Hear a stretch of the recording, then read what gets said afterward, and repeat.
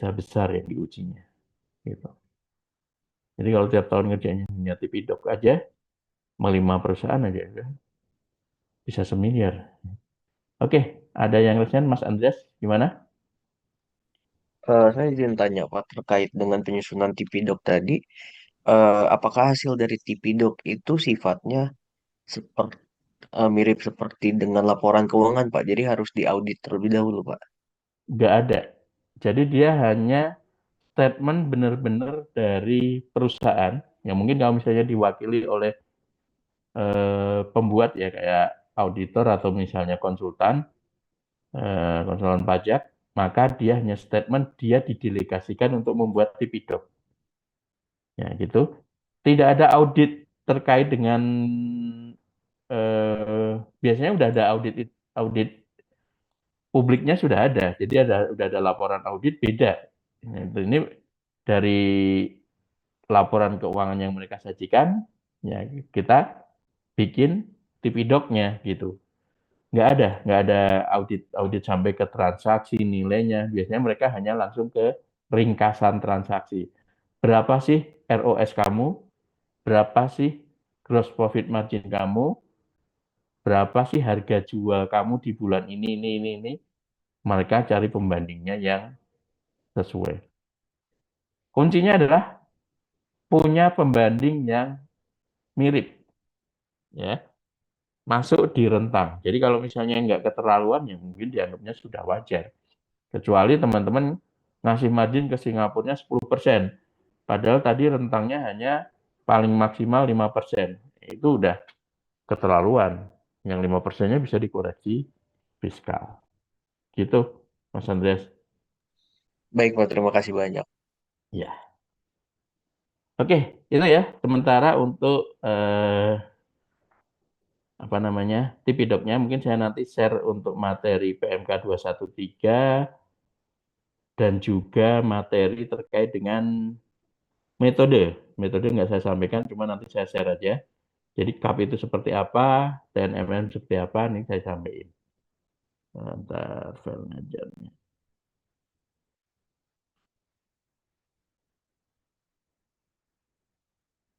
Saya coba share dulu di kolom chat ya.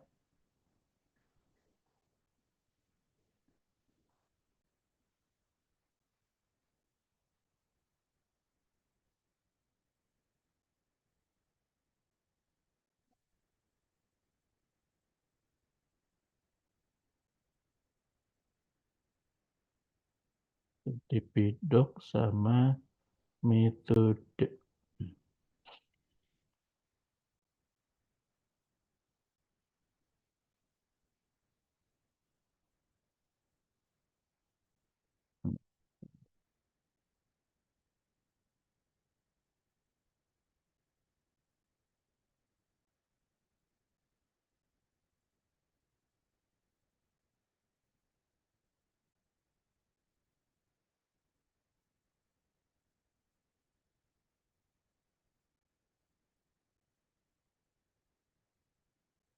Ya, on progress ya, saya share di kolom chat, nanti teman-teman bisa unduh untuk materi. Kalau Tipidok tadi di-share nggak Pak? Nggak boleh ya, punya wajib pajak, nanti saya kena masalah ya. Oke, sambil nunggu di kolom chat, saya lanjutkan. Ini kenapa saya ulang-ulang, karena memang sebenarnya materi ini penting di PPh Badan, nanti ketika teman-teman berkecimpung di praktisi pajak untuk beberapa perusahaan yang udah perusahaan grup ya, baik nasional maupun global. Kemudian saya langsung loncat ke catatan-catatan lain terkait dengan revaluasi udah mungkin ya. Sumbangan juga mungkin sudah, biaya promosi juga udah ya. Ke penyusutan. Oke. Konsepnya gini, kita hampir mirip dengan SAK bahwa untuk perolehan aset ya dengan masa manfaat lebih dari 1 tahun, maka kita bebankan secara depresiasi, amortisasi, ataupun penyusutan. Ya. Di pajak sendiri mengatur terkait dengan masa manfaat, di mana untuk harta berwujud di luar bangunan, kita kelompokkan menjadi 4 kelompok masa manfaat. Masing-masing 4 tahun, 8 tahun untuk kelompok 2, 16 tahun untuk kelompok 3, dan 20 tahun untuk kelompok 4. Ya. Untuk bangunan hanya dibedakan dari sifatnya permanen atau tidak permanen. Kalau permanen 20 tahun, tidak permanen 10 tahun. Biasanya yang tidak terpakai beton dan segala macamnya. Metode yang dipakai, pajak mengakui 2 metode, yaitu garis lurus dan double decline. Saldo menurun ya. Saldo menurun. Itu untuk kelompok bukan bangunan. Tapi kalau kelompok bangunan, kita hanya mengakui untuk metode garis lurus. Oke. Apa yang menjadi pembeda, Pak? Kalau teman-teman perhatikan, oke, akuntansi PSAK juga menganut metode DU ini, walaupun nanti ada metode lain yang bisa dipakai. Tapi untuk kepentingan pajak harus disesuaikan pada akhir periode menggunakan metode garis lurus atau saldo menurun. Yang kedua yang membedakan adalah ketika kita misalnya pakai garis lurus, di akuntansi kita mengenal masa manfaat itu 5, 10, 15, 20 ya kalau nggak salah. Maka kita harus menyesuaikan dari 5 itu menjadi 4, 10 jadi 8, 15 jadi 16, dan bisa jadi 20. Pak, kenapa sih nggak disamain aja? Saya juga nggak ngerti dulu yang bikin undang-undangnya gimana sih. Merepotkan, beda dengan PSAK ya. Yang mungkin jadi bahan koreksi juga ya ketika misalnya nanti perusahaan pakai komersil, dia menggunakan yang ada di aturan PSAK, kemudian di pajak dia tidak koreksi, maka nanti menjadikan koreksi bagi pemeriksa ataupun pengawas. Oke. Jadi kalau misalnya Pak, boleh nggak saya pakai langsung dengan aturan pajak? Silahkan. Sepanjang secara komersil tidak ada masalah. Makanya jangan heran ketika misalnya kita bikin laporan SPT tahunan, biasanya kita ada koreksi fiskal untuk penyusutan, baik itu koreksi positif maupun koreksi negatif.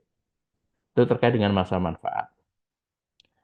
Satu lagi yang menjadi pembeda, nggak ada di slide, ini terkait dengan kapan mulai disusutkan, sorry. Setahu saya, ketika aturan PSAK apakah berubah atau tidak sekarang saya nggak ngikutin. Dulu kita mengenal konsep plus 15 sorry.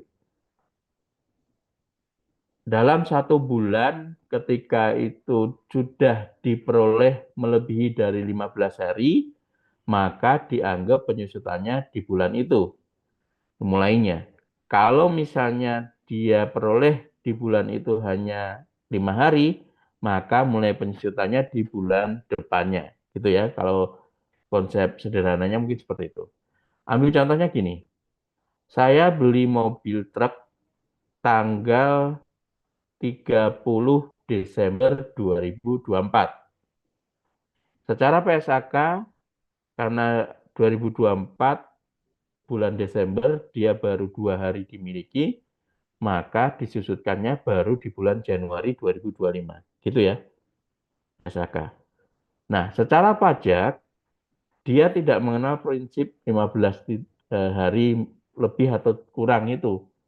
Kapan dia peroleh, maka saat itu juga dia disusutkan. Jadi kalau misalnya tadi di PSAK dia mulai dari Januari, di pajak dimulai dari Desember. Walaupun dia beli 31 Desember misalnya. Gitu ya. Itu jadi perhatian karena kadang koreksi kita simple di situ, menentukan kapan mulainya kadang jadi masalah. Oke. Terus biasanya juga kalau misalnya di akuntansi mengakomodir aset dalam proses penyelesaian ya. Jadi ketika kita beli mesin, beli bangunan, belum disusutkan, tapi masih direnov, masih diperbaiki, nanti aktivitas launchingnya baru tahun depan, Pak. Jadi kita susutkan tahun depan. Nah, di pajak hati-hati, ada mekanisme, ada ketentuan, kalau misalnya dia penyusutannya tidak saat perolehannya, nanti harus ada syarat-syaratnya. Gitu ya, itu jadi perhatian. Terus, barang atau aset mana aja yang masuk dari kelompok 1, 2, 3, 4, permanen ataupun tidak permanen, kita mendasarkan pada PMK nomor 96 tahun 2009. Ya, PMK-nya mungkin nanti saya coba tunjukkan. Jadi jangan seenak kita ya. Em, istilahnya, oh ini kayaknya kelompok 1, kelompok 2 dan seterusnya. Enggak ya. Jadi ada aturannya. Nah, ini ada PMK 96. Saya langsung ambil lampiran satunya. Di sini jenis-jenis harta berwujud yang termasuk dalam kelompok 1.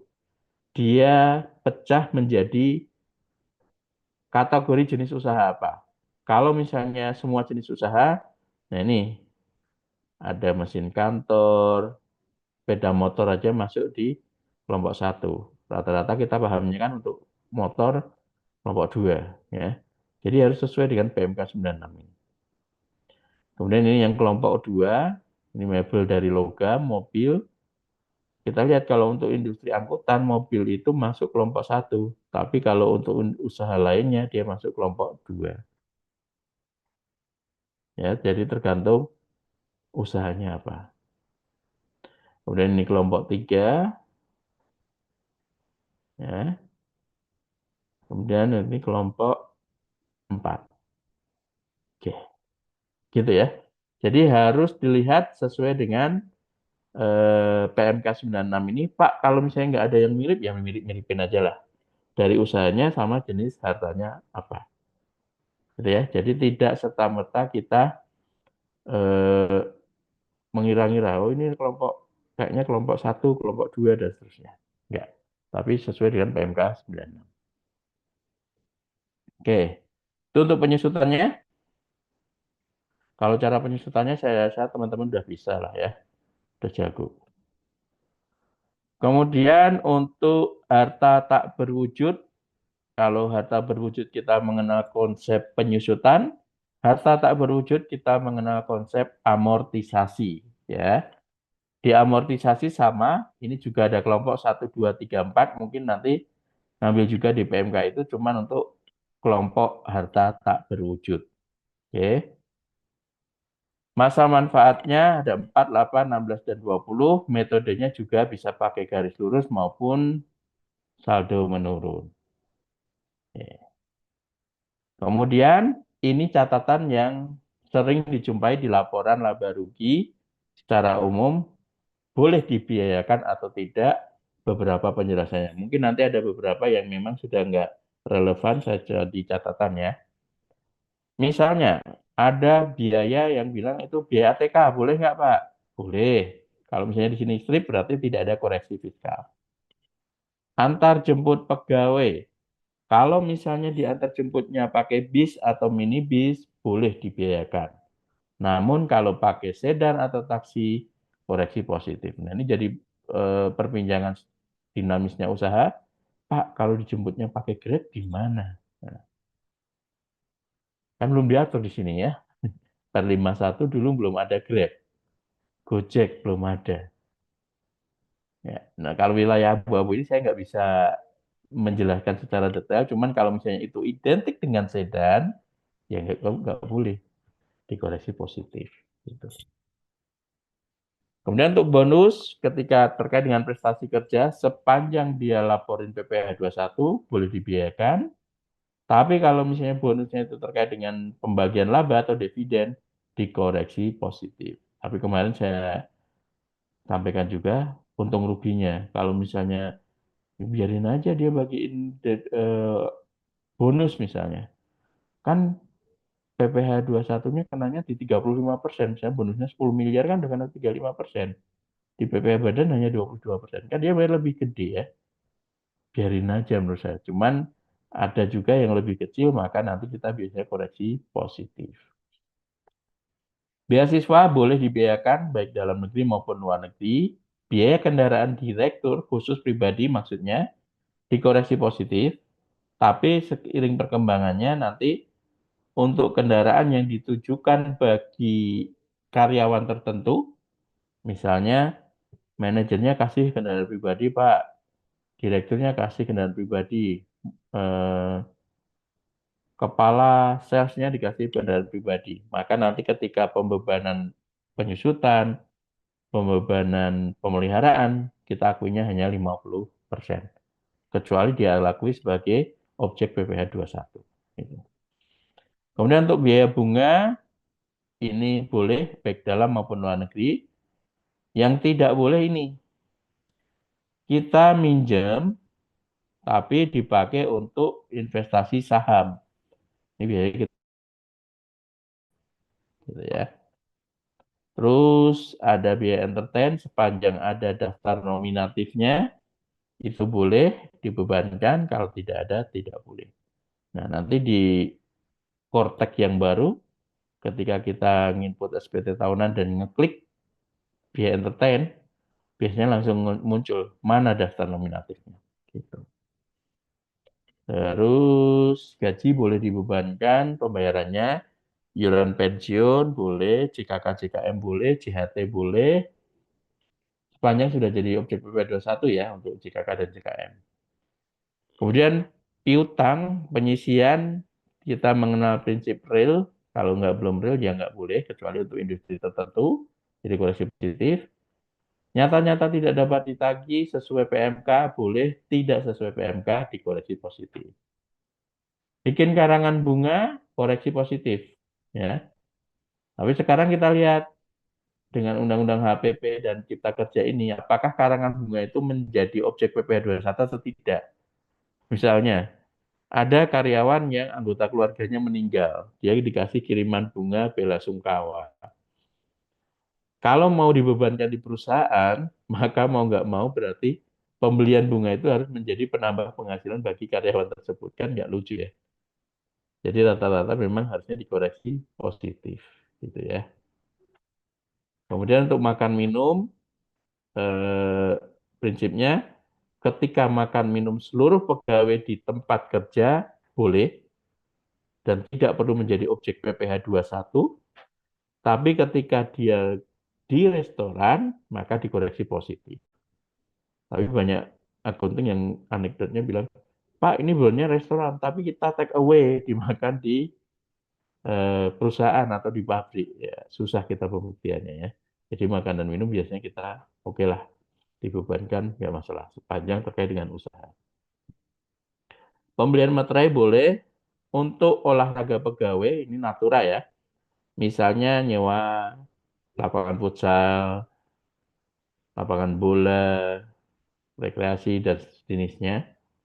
Maka dulu kita koreksi positif karena bagian dari natura dan kenikmatan. Kalau sekarang, kalau perusahaan mau membebankannya menjadi tambahan gaji pegawainya, kena PPh 21, maka boleh dibebankan.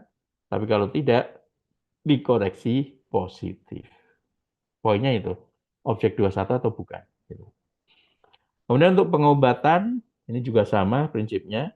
Kalau dalam bentuk tunjangan dan penggantian, karena dipotong PPh 21 boleh, tapi kalau secara cuma-cuma dikoreksi positif. Untuk P3K, no problem. Tetap boleh ya. Jadi hanya sebatas kotak P3K, nggak masalah. Untuk perjalanan dinas, boleh dibebankan, perjalanan pemegang saham dan penggotanya dikoreksi positif. PPh 21 ketika dikasih dalam bentuk tunjangan boleh dibebankan karena menjadi objek PPh 21, tapi kalau misalnya ditanggung oleh perusahaan, koreksi positif. Pokoknya kalau karyawan gaji 10 juta utuh, nggak dipotong pajak. Terus pajaknya dari mana, Pak? Ditanggung sama perusahaan. Nah, itu koreksi positif. Pembagian dalam bentuk natura, beras, parcel, dan seterusnya, koreksi positif dengan catatan kalau yang sekarang undang-undangnya, kalau masuk objek 21 boleh dibebankan. Gitu ya. Terus biaya promosi, pameran, perangko, boleh dibebankan terkait usaha misalnya. Untuk penelitian, nah ini sampai sekarang masih sama. Penelitian di Indonesia boleh dibebankan, tapi kalau penelitian di luar negeri ini koreksi positif. Ini saya pernah jumpain untuk industri susu. Anggaplah Ultra Jaya lah ya yang ini. Dia kan di bawah ininya penguasaan teknologinya Mondelez ya kalau nggak salah ya. Dia ada penelitian yang dilakukan di New Zealand. New Zealand, kemudian nilainya lumayan. Waktu itu kita koreksi positif. Nah itu lumayan besar dapatnya. Perusahaan nggak tahu sengaja, nggak tahu kelupaan untuk melakukan koreksi positif. Akhirnya eh, setelah itu mereka menggandeng jadi join gitu. Penelitiannya tetap dilakukan di luar negeri misalnya, tapi join dengan yang ada di Indonesia. Akhirnya pembayarannya lewat di Indonesia. Akhirnya secara aturan boleh. Nah itulah pinter-pinternya kita ngakalin istilahnya ya. Terus untuk professional fee sepanjang dipotong PP21 boleh dibebankan, pajak daerah boleh, pajak masukan yang tidak dapat dikreditkan boleh dibebankan, PPh final dikoreksi positif, kita bayar PPh final, parcel lebaran dikoreksi positif, pemberian pulsa untuk pegawai dibebankan 50% koreksi positifnya, kemudian penyusutan, kendaraan operasional boleh seluruhnya, kendaraan sedan hanya 50%, handphone hanya 50%. Rekreasi atau piknik ini sama, koreksi positif sepanjang nggak dibebankan dua satunya. Retribusi daerah, rugikus boleh. Nah, ini seragam, ini biasanya untuk keselamatan kerja, pabrik, hansip, itu boleh. Nah, untuk staf ini sebenarnya dikoreksi positif. Jadi kalau misalnya ada pengadaan batik seluruh karyawan, office, itu sebenarnya dikoreksi positif. Kecuali beli batiknya ditambahin ke penghasilan bruto karyawan. Sanksi administrasi pajak dikoreksi positif, sewa kantor boleh, seminar boleh, sewa rumah pegawai, ini natural lagi ya. Kalau dibebankan PP21 boleh, tapi kalau misalnya tidak, dikoreksi positif. Ini biasa dipakai untuk ekspatriat di daerah Kerawang, Bekasi, Cikarang itu banyak sekali. Misalnya perusahaan dari Jepang, Cina, Korea, India, ekspatriatnya mereka nyewain apartemen dan dibebankan ke perusahaan. Itu biasanya menjadi objek koreksi kita. Tapi sekarang mereka pinter. Jadi pembayaran apartemen itu ditambahkan menjadi objek PP21 di karyawan itu, akhirnya boleh dibebankan. Yang jadi perdebatan adalah pajak masukannya. Misalnya ini apartemen X, dia bikin pajak masukan. Bisa 1 tahun itu bisa nyampe miliaran loh untuk sewa apartemen karena beberapa unit. Pajak masukannya ratusan juta. Ini deductible. Ini kan harusnya nggak terkait langsung dengan usaha. Harusnya nggak boleh dibebankan. Atau nggak boleh jadiin pajak masukan. Ya, tapi mereka sekarang berdalih, loh Pak, itu kan kita masukin ke objek 21. Bingung ya, jadi belum ada penegasan apakah itu boleh jadi NPM atau tidak. Ini selama ini kita koreksi, kalau saya yang koreksi. Kemudian untuk sumbangan, sesuai dengan PMK boleh, tapi kalau tidak, ya nggak boleh. Gitu ya. Dikoreksi positif maksudnya. Bukan nggak boleh dikeluarkan, tapi dikoreksi positif. Oke, selebihnya itu aja mungkin yang ini yang biasa kita koreksi. Sampailah kita kepada pembahasan terkait dengan rekonsiliasi. Nah, pendekatannya ketika pembukuan awal wajib pajak mendasarkan pada standar akuntansi keuangan (PSAK). Muncullah laporan laba rugi dan neraca, minimal dua itu. Kemudian ketika kita lapor SPT tahunan, ternyata laba rugi komersil itu tidak cukup untuk menghitung berapa penghasilan kena pajaknya. Kita membutuhkan namanya rekonsiliasi fiskal. Disinilah kita melakukan koreksi, koreksi fiskal positif maupun koreksi fiskal negatif. Nanti ketika akuntansi pajak, koreksi fiskal inilah yang menjadi jurnal penyesuaian di akuntansi pajak di PSKK berapa ya? 16 ya? terkait dengan munculnya perbedaan waktu dan perbedaan tetap terkait dengan koreksi fiskal. Koreksi fiskal ini didasarkan adanya Undang-Undang PPh berikut aturan pelaksana di Undang-Undang PPh tadi. Ada PMK, ada peraturan pemerintah, SE, per dirjen ya. Paling rendahnya SE. Kenapa Pak? Ya kayak tadi misalnya secara komersil pembebanan rumah misalnya untuk ekspatriat boleh Pak, tapi secara fiskal tidak boleh. Rekreasi untuk karyawan Pak boleh, secara fiskal tidak. Utang tidak tertagih boleh Pak, secara fiskal ada ketentuannya, nggak memenuhi syarat tidak boleh gitu ya. Jadi inilah yang menjadi perbedaan dan mengharuskan kita melakukan rekonsiliasi. Rekonsiliasi ini namanya mengkoreksi fiskal. Apakah negatif atau positif? Koreksi positif dan negatif didasarkan pada kacamata pajak. Ya, penekannya gitu. Dari kacamata penerimaan pajak. Sesuatu dikatakan koreksi positif kalau setelah kita koreksi pajaknya nambah. Sesuatu dikatakan koreksi negatif kalau setelah kita koreksi pajaknya jadi kurang. Contohnya mana? Contohnya, saya punya penghasilan deposito di perusahaan. Ya, deposito saya sebulan 1 tahun 1 miliar. Saya bukukan dong di laporan keuangan komersil penghasilan deposito 1 miliar. Penghasilan usaha 100 miliar. Berarti penghasilan total kita 101 miliar. Di Undang-Undang Fiskal atau Undang-Undang Pajak, kita mengenal prinsip kalau bunga deposito adalah final. Maka untuk menghitung penghasilan kena pajak harus dikeluarkan. Kita lakukan koreksi fiskal negatif. Awalnya 1 miliar dianggap penghasilan, dikeluarkan karena final. Namanya negatif. Kan nanti labanya makin kecil. Penghasilan kena pajaknya makin kecil. Kebalikannya, untuk koreksi positif, biasanya di sisi biaya. Ya, kecuali biayanya nambah ya, itu koreksi fiskal negatif. Misalnya ada biaya tadi, biaya perjalanan dinas oleh anggota pemegang saham beserta keluarganya. Secara komersil mungkin dibukukan, boleh, tapi secara fiskal dia dikoreksi. Misalnya biayanya 500 juta, Pak.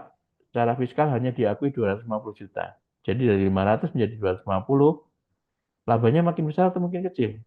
Labanya makin besar karena biayanya diperkecil. Maka namanya koreksi fiskal positif. Gitu ya. Jadi jangan bingung. Positif gimana, Pak? Negatif gimana? Oke, beda waktu dan beda tetap nanti aja di akuntansi pajak ya.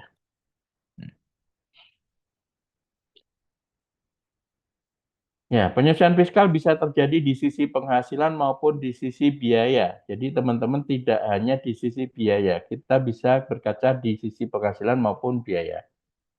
Di sisi penghasilan rata-rata menjadi koreksi fiskal negatif karena kita mengeluarkan PPh yang sifatnya final dan bukan objek pajak. Yang final contohnya tadi bunga deposito, jasa giro, kemudian sewa rumah dan bangunan, tanah dan bangunan, kemudian jual beli saham di bursa efek, obligasi, itu adalah final. Untuk yang bukan objek pajak bisa berupa dividen, kemudian bisa berupa hibah untuk UMKM, ya, atau misalnya reksadana, itu adalah bagian dari bukan objek pajak. Itu untuk koreksi di sisi penghasilan. Untuk dikoreksi di sisi biaya, ini mengendalikan prinsip deductible dan non-deductible. Dapat dibiayakan atau tidak secara pajak. Pasal 9 Undang-Undang PPh. Contohnya untuk biaya perjalanan dinas pribadi, direksi, itu dikoreksi positif. Sanksi administrasi bunga, baik untuk pajak daerah maupun pajak pusat, dikoreksi positif. Ya, ini konsepnya koreksi positif kalau menyebabkan nilai pajaknya bertambah Koreksi negatif kalau menyebabkan nilai pajaknya berkurang. Contoh sederhana mungkin seperti ini, misalnya PT Abadi tahun 2014 memperoleh laba bersih komersil 500 juta. Dari data laporan laba rugi diketahui bahwa dari 500 juta itu terdapat pendapatan bunga deposito 10 juta, membayar biaya jamuan tamu 30 juta, memperoleh dividen yang bukan objek pajak sebesar 50 juta. Maka ketika kita mau lapor SPT tahunan, pertama kali kita lakukan rekonsiliasi. Oke, laba rugi komersil kamu 500 juta. Kita koreksi fiskal dong. Pendapatan bunga kan PPh final. Kita keluarkan 10 juta, minus 10 juta. Biaya jamuan tamu kan harus dikoreksi positif. Maka kita keluarkan sebagai pengurang ya, 30 juta. Pendapatan dividen itu kan bukan objek pajak. Maka kita juga keluarkan koreksi negatif 50 juta. Total koreksi fiskalnya negatif 10 tambah positif 30 tambah negatif 50. Koreksi fiskalnya negatif 30. Laba rugi fiskalnya jadi hanya 470. Jadi PPh-nya tarifnya dihitung dari nilai laba rugi fiskal atau kita istilahnya penghasilan kena pajak. Itu ya, ini sederhananya seperti ini. Ini contoh lain. Terus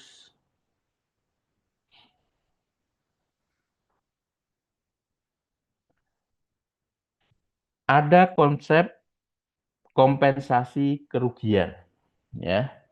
Jadi ketika perusahaan mengalami kerugian di suatu tahun tertentu, maka undang-undang kita sudah menganut prinsip seadil-adilnya bahwa kerugian yang dialami oleh perusahaan, kerugian fiskal ya, bisa dikompensasikan ke 5 tahun setelahnya berturut-turut untuk mengurangi laba tahun berikutnya.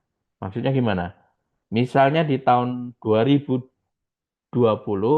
dia rugi 5 miliar. Tahun 2021 secara fiskal untung 2 miliar. Bayar pajak nggak? Enggak, Pak. Karena kita masih punya kerugian 2020 5 miliar. Kita kompensasiin ke situ. Ya. Jadi sisa berapa? Sisa 3 miliar. 2022 dia untung lagi 2 miliar. Kita pakai dulu yang 2020 kompensasi. Jadi sisa 1 miliar. 2023 dia untung lagi 2 miliar. Yang 1 miliar pakai kompensasi kerugian, 1 miliarnya baru dikenakan PPh. Kalikan tarif. Gitu ya. Ini adalah konsep kompensasi kerugian. Pak, kalau misalnya sampai ke 5 tahun itu nggak habis, gimana Pak? Ya nggak bisa dikompensasikan ke tahun ke-6. Karena maksimal kompensasi kerugian hanya 5 tahun. Ini contohnya. Dan biasakan kalau misalnya kejadian seperti ini, 2010 laba, 2011 rugi. Misalnya nanti 2015 rugi lagi. Kalau misalnya yang 11 ini belum habis, pakai dulu yang 11. Ya. Baru berikutnya untuk kerugian yang setelahnya dipakai lagi untuk 5 tahun ke depan.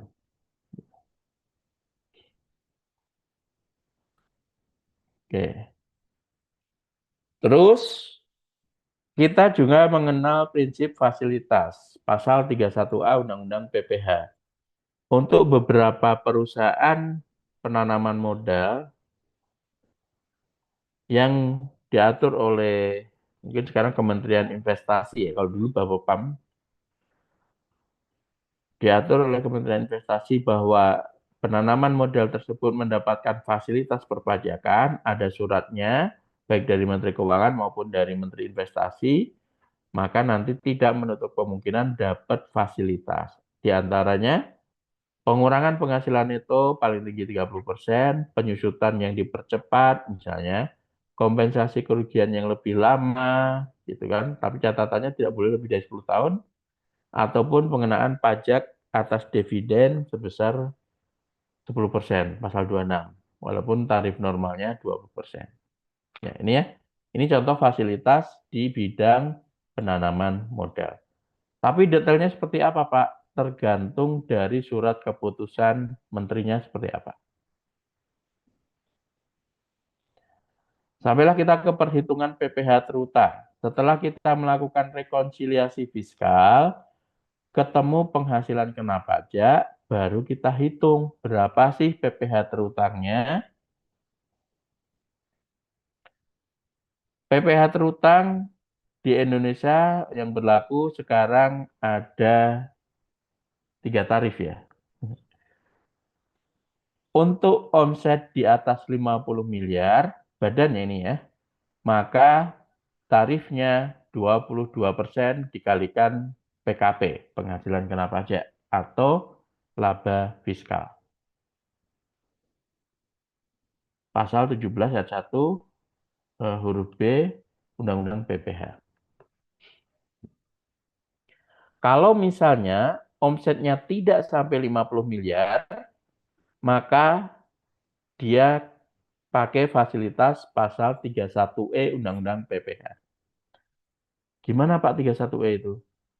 Sampai dengan 4,8 M pertama, dia nanti tarifnya 11%, sisanya 22%. Nanti kita tunjukin cara hitungnya. Kemudian, untuk perusahaan yang masuk ke bursa atau TBK, maka tarif normal, yaitu 22%, dikurangi 5%. Berarti hanya 17%. Tapi syaratnya lumayan. Paling utama adalah mereka memperdagangkan sahamnya di bursa itu sebesar 40% dari saham yang ada. Jadi kalau misalnya dia hanya jual sahamnya 10% yang di bursa, TBK-nya, ya nggak dapat fasilitas itu. Karena banyak perusahaan yang TBK, go public, cuman terbatas. Kayak Pani yang lagi ngetren kan di saham, itu hanya 10%. Terus Fajar, Surya itu 5%, terus tuh banyak kok perusahaan. Rata-rata tuh 30, 10, 20, 30. Karena memang masih ada saham pengendalinya, mereka masih mau mengendalikan secara mayoritas. Kecuali perusahaan tersebut sudah membuka di lantai publik di atas 40%, maka nanti tarifnya dia menjadi 17%. Gitu ya, untuk tarif PPh badan. Hati-hati karena ada tarif UMKM, teman-teman. Jadi kalau misalnya nanti WP badannya masuk kategori badan UMKM, maka tarif ini nggak berlaku. Yang berlaku adalah tarif UMKM sebesar 0,5%. Gitu ya. Nah, ini untuk yang 31E. Tadi saya bilang tarifnya ada yang 11, ada yang 22%. Cara ngitungnya gimana, Pak? Misalnya, untuk bagian omset sampai dengan 4,8 M, maka dia dikenakan tarif 11%. Bagian omset dari 4,8 M sampai dengan 50 M dikenakan 22%. Realnya seperti ini. PTX tahun 2000, ini kan 2021 lah contohnya ini, jadi saya ganti tahunnya mungkin. Peredaran usaha dia adalah 30 M. Laba fiskal atau penghasilan kena pajaknya 5 M. Maka yang kena tarif 11% adalah hasil rumus dari 4,8 dibagi total omset dikalikan laba fiskal atau PKP. Maka yang kena 11% adalah 800 juta. Sisanya kan dari 5 miliar. 800 juta kena 11%. 4,2 M-nya kena 22%. Hasilnya seperti ini. Siapa tahu nanti ujiannya pakai yang tarif ini ya, di bawah 50 M. Omset di bawah 50 M. Hati-hati teman-teman, untuk omset di bawah 50 M ini adalah omset keseluruhan. Baik itu peredaran usaha maupun penghasilan lainnya. Jadi yang suka keliru, misalnya perusahaan punya penghasilan terkait dengan pekerjaan usaha dan ada penghasilan lainnya. Itu harus gabungan dari dua penghasilan itu total. Gitu ya, ini pasal 31E Undang-Undang PPH, tarif fasilitas. Pak, boleh nggak Pak kita misalnya omsetnya 40 M, tapi kita mau pakai langsung yang 22%? Nggak boleh. Secara sistem dia ngelok ketika kita bikin SPT tahunan. Ketika omsetnya udah 30 M, dia akan diarahkan langsung ke 31E. Nah, ini untuk perusahaan terbuka dengan minimal 40% saham dimiliki oleh publik, maka dia mendapatkan pengurangan tarif 5%.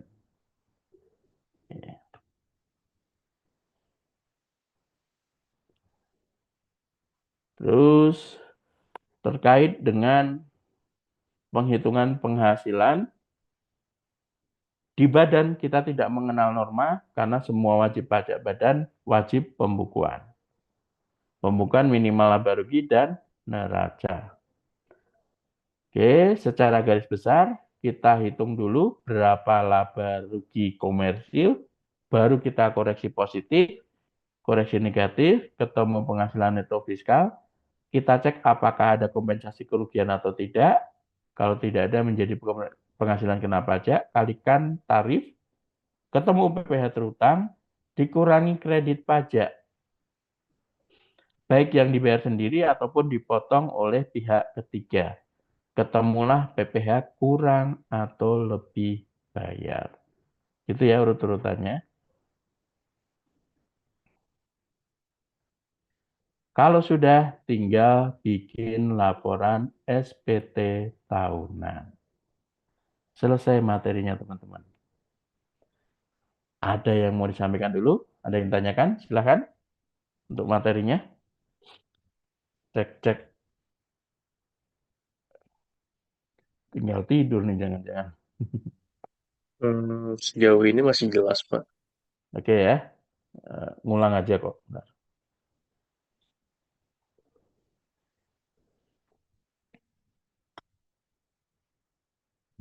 Ya,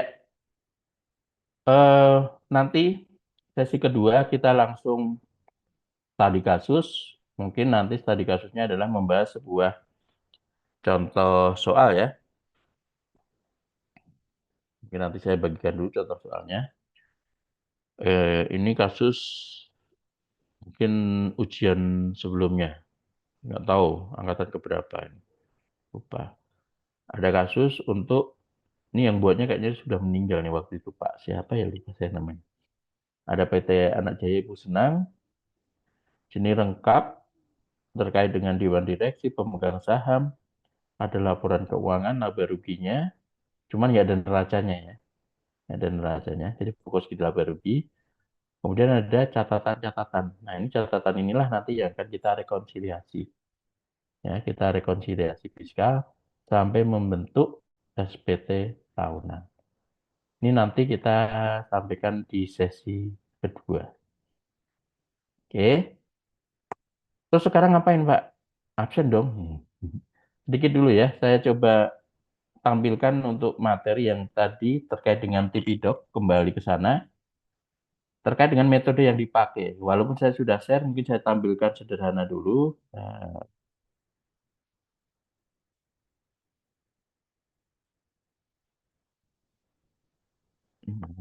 oke.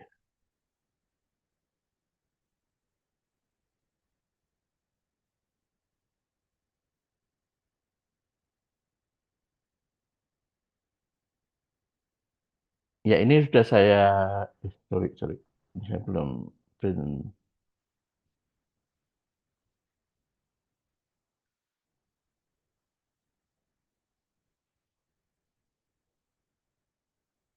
Ini sudah saya sampaikan ke teman-teman sebagai pengayam teori saja, jadi nanti bisa dipelajari.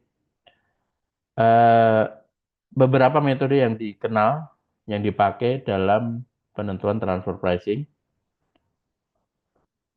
langsung biasanya dipakai berdasarkan analisis laporan keuangan. Jadi kalau misalnya teman-teman punya mata kuliah manajemen keuangan ya, kalau dulu saya kan manajemen keuangan, istilah-istilah BRI rasio, rasio-rasio keuangan, ROS, ROA, dan seterusnya, itu dipakai di kita untuk penentuan harga wajar analisis kesebandingan.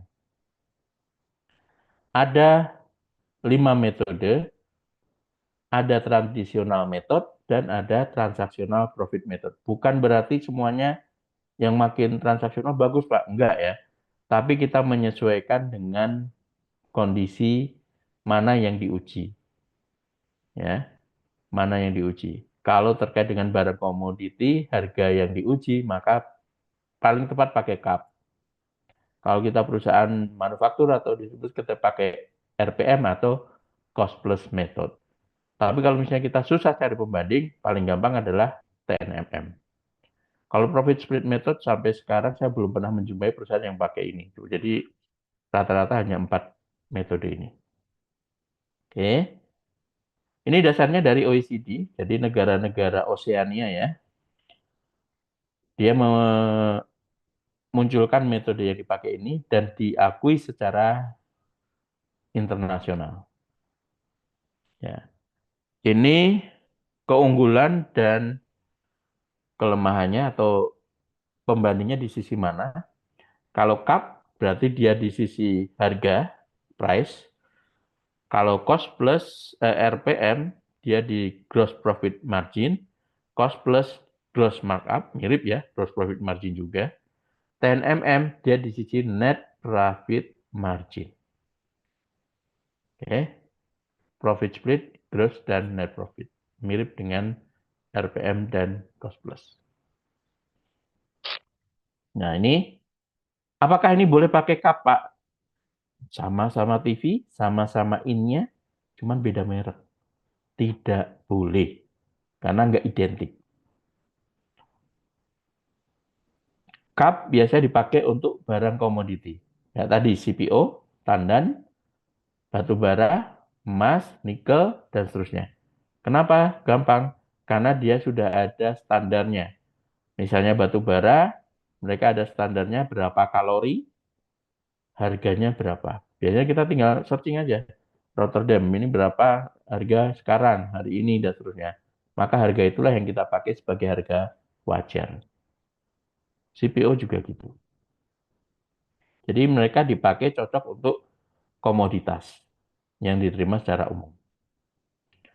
Contohnya, misalnya penerapan CAP, ini dari sisi pajak ya, kita biasanya kayak gini. Ada triparty, artinya perusahaan lain, ya, independen.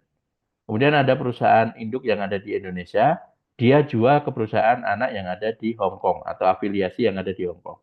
Dia jual produknya seharga $100. Ternyata diketahui ada produk sejenis dijual ke Hong Kong ke pihak lain dengan harga $120. Maka DJP boleh mengubah harga 100 ini menjadi 120 karena punya pembanding internal. Ini kuat. Jangan sampai terjadi seperti ini. Produknya sama, identik, dijual mentang-mentang ke afiliasi 100, ke pihak lain 120. Nah, blunder. Yang ada rata-rata sekarang kalau wajib pajak yang pinter, mending saya jual ke pihak ketiga rugi nggak apa-apa, sebagian kecil, tapi sebagian besar saya jual ke afiliasi. Biasanya mereka hanya untuk menjadi pembanding. Kalau sekarang menjadi bacanya gitu. Gitu ya. Contoh lain misalnya ini tadi terkait dengan eh, pembanding internal. Ada juga pembanding eksternal. Artinya misalnya ini tadi jualnya ke Singapura harganya batu bara $100. Kita menemukan pihak lain dengan kalori yang sama jualnya $120. Maka ini juga dikoreksi. Walaupun dia pembanding internalnya nggak ada. Cuman kita punya pembanding eksternal yang identik. $120. Oke, ini dikoreksi. Gitu ya, itu sederhananya penerapan prinsip CAP. Terus CAP ini juga nggak bisa ya, nggak bisa sembarangan. Jadi harus benar-benar identik. Oke. Nah ini keunggulan, kelemahan, dan diterapkannya tepat di mana.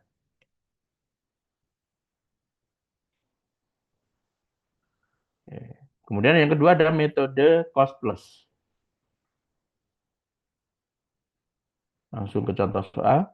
Misalnya, kita sebagai manufaktur atau pabrikan ya, menjual ke perusahaan induk yang ada di Singapura sebagai distributor.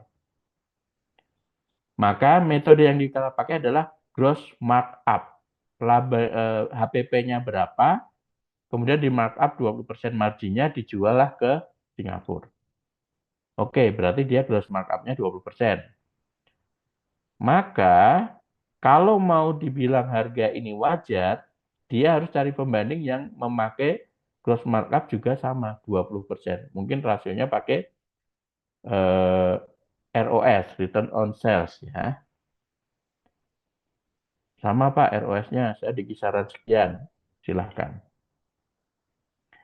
Kalau misalnya DJP menemukan pembanding dengan usaha sejenis, produk sejenis, dia jual ke Singapura juga, pihak independen, gross markup-nya 30%, maka ini dianggapnya tidak wajar.